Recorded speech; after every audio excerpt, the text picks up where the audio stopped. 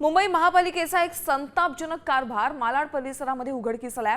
परिसरातल्या वृक्षतोडीवर हरकती नोंदवता येऊ नये म्हणून थेट 43 दिवस जुन्या तारखेची नोटीस मुदत संपताना लावल्याचा एक धक्कादायक प्रकार समोर आलाय, असा आरोप तिथल्या रहिवाशांनी केलाय। मालाड पश्चिमेतल्या मामलेतदार वाडीतल्या एका रहिवाशांनी बीएमसी कर्मचाऱ्यांच्या या कारनाम्याचं सीसीटीव्ही फुटेज जारी केलंय।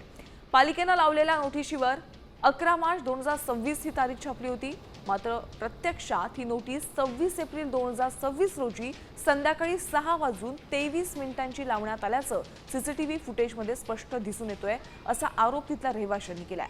विशेष म्हणजे या रस्त्याच्या रुंदीकरणाला स्थगिती असतानाही ही झाडं तोडण्याचा घाट घातला जातोय। नोटीस लावले 23 एप्रिलला, नोटीसवरती डेट आहे 11 मार्चची, म्हणजे 43 दिवस उलटून गेल्यानंतर वृक्ष छाटणीची नोटीस लावले। कारण सामान्य नागरिकांना कुठेही तक्रारीची संधी मिळू नये, तक्रार करायला गेले तर सांगण्यात यावं की डेट उलटून गेले। सुनावणीची डेट विचारली तर सुनावणी पण 20 मार्चलाच होऊन गेल्याचं आम्हाला कळलं। हे का करते बीएमसी? कुणाच्या फायद्यासाठी करते? कुणाच्या हितासाठी करते? वृक्ष का तोडतायत याचं उत्तर आम्हाला मिळालं पाहिजे। बीएमसीच्या वरिष्ठ अधिकाऱ्यांकडे आमची मागणी आहे की त्यांनी या प्रकरणाची सखोल चौकशी करावी आणि दोषी कर्मचाऱ्यांवर कारवाई करावी।